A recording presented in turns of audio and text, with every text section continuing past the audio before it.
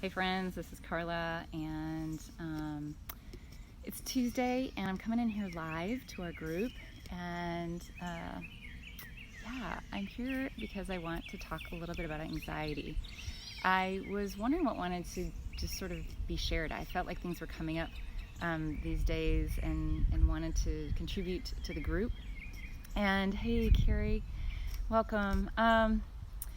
So, anxiety. It's something I know all too well. I am not an expert. I know many people claim to be an expert, whether they are credentialed or not. I don't think that credentials are always necessary. But anxiety, I know, has been in my family. And it's something I've struggled with, especially since becoming a parent. And I've had a curiosity about that. And when it really flared was after we grew our family from 3 to 5 through adoption. And there were a lot of tools that I dove into at that point because I had this sense, it was really my body that was speaking to me, like everything in my body ached. There were so many things that were happening like in the physical body, which I later began to realize were really a result of anxiety. And anxiety, it can feel so many things, right? It's really what we feel. And some experts say that all anxiety it comes from the source of fear. I'm not so sure. Oh, look I have a halo. Oh, sorry, I'm in the sun. I'm not sure that that's true for me, and I don't know if that's true for you. And what I really think is it's important to tap into what is true for you, and it can be helpful to explore different tools to be with anxiety. And I do say be with anxiety because I think so often we just want to move it out. We want to be done with it. We want to get rid of it. Most clients come to me. I work mostly with women, and I think 95% express that anxiety is one of the reasons they're coming. Like the racing mind, the contraction in the body, the feeling not present, the sort of up and down of moods, and the constant worry.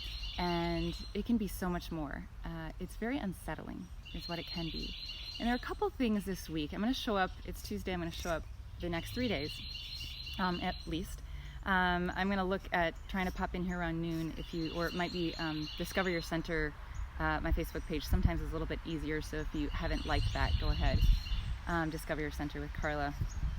But I want to talk about some of the tools that have really helped me, because last week I started noticing some of these signs of anxiety coming up again, and I was like, okay.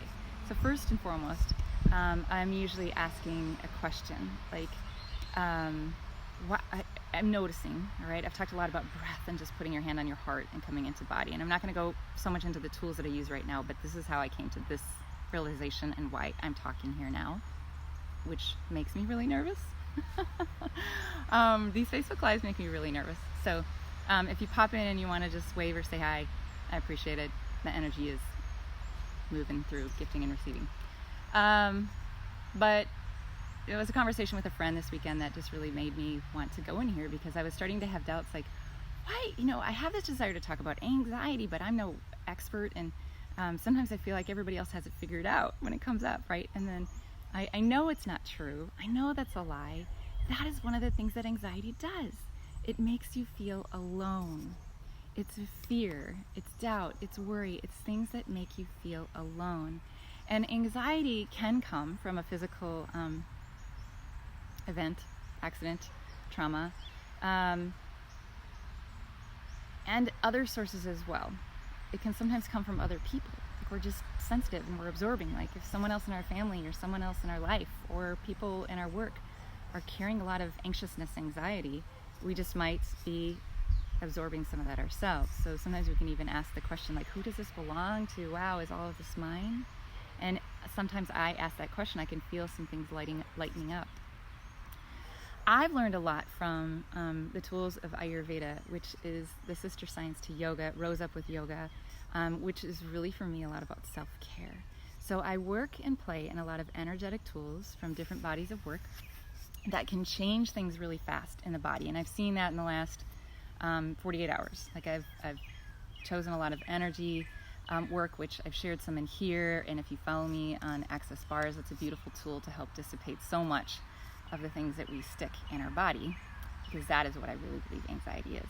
And that original understanding has come to me through Ayurveda.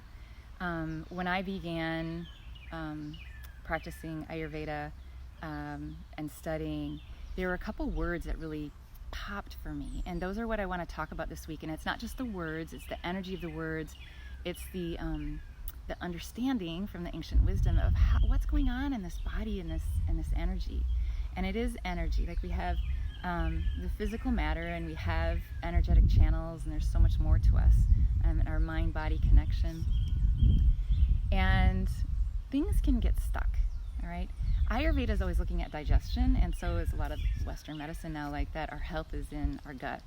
And yes, and that can come from so many different things, one being anxiety. And one of the words, I'm going to give you a sneak peek right now, is ama. And ama is a word from Ayurveda. It means that which cannot be digested. And that which cannot be digested is more than just food. Like, sometimes if we're carrying a lot of extra weight, or we're not digesting, and we have acid reflux, or we have constipation, or we have things, we're feeling like we just aren't digesting our food, that's likely, there's some truth to that. And we also, our thoughts, our feelings, our emotions, our life experiences, if we are not fully and completely digesting them, they rear their head through anxiety whenever they want. Sometimes there's a trigger, and sometimes we just are like, what is this coming up? And so we're really taught well how to judge our body and then try hush these things, like, oh, anxiety's wrong, we shouldn't feel it, how do I change this, I want to get rid of it. What if it's more of an awareness that you have, and your body is part of gifting you that awareness?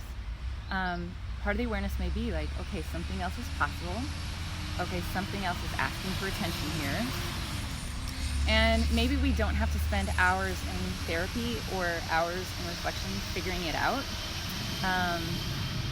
Sometimes there are some simple body tools and energetic tools that we can start to implement in our daily life that can help us feel more at ease, because I think when the body feels at ease and it feels loved and nurtured and heard, it creates more space for all this to dissipate, and for there to be more ease. And sometimes I tell my clients, I'm like, okay, can we just go for like 1% more ease, 2% more ease?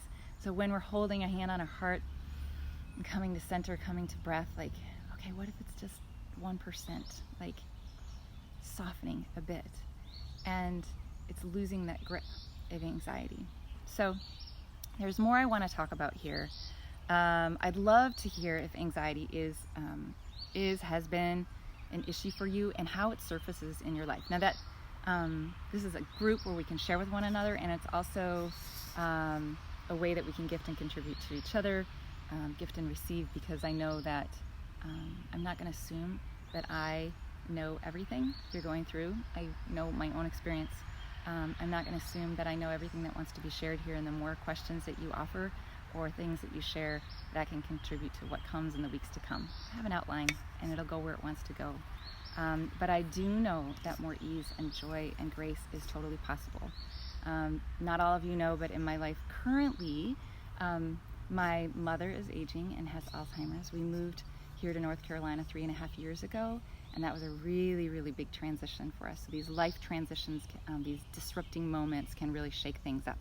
And that's where anxiety wants to rear its head.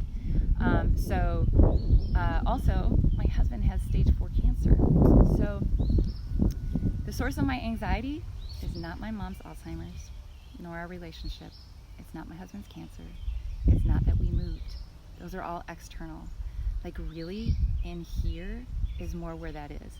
I haven't digested. I haven't allowed things to release. I haven't maybe been really present with some things. So when those things come up, I'm usually just asking, like, okay, what wants to be heard?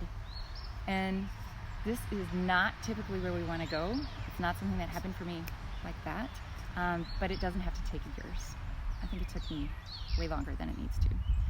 So I'm going to share some of my most potent tools and maybe help you experience a little bit more ease and joy and clarity and anything else that you desire if you sense that anxiety, overwhelm, worry get in the way of life, living, being present, experiencing joy. Maybe it's parenting, because I know for me, when things feel really wonky with my kids, I check in with me and what's going on. And I had this sense last week, like, okay, I'm feeling this, and it's feeling like contractive. And I just started to ask some questions, and I really turned to some really deep, nourishing self-care tools that are free, that don't take a lot of time, but nourish me deep. And I started asking more questions. And good Lord, yesterday was just a lovely day, so at ease with all 3 of my kids. My girls actually made lunch and dinner and cleaned up, and I was feeling lighter and brighter, and there is this exchange all the time. So when we feel this, if you have little bodies in your life that are kids or grandkids or nieces and nephews that are around a lot, or other kids, or as a teacher or a caregiver, oh my God, they pick up our energy so easily. They know when we're stressed. They know when we're anxious. 40 million people in the world, they believe, have expressed a struggle with anxiety. That's too many for me. That's too much. So I'm going to change me. And if anyone else is looking to, not because I'm wrong, but because I know that life, that's not how I want to live it. And if that sounds fun to you, join me in the Body and Soul Care to Revive and Thrive this week. You can also like my Discover Your Center with Karla Facebook page, because when things go glitchy, that's where I end up going live and sharing. I'm grateful for you, and I want you to know that wherever you're at, whatever you're feeling today, whatever you know is possible, it is. It is. You wouldn't listen to this the whole way. You wouldn't even be here if you didn't know something else is possible. So have a beautiful day. Hope to see you soon.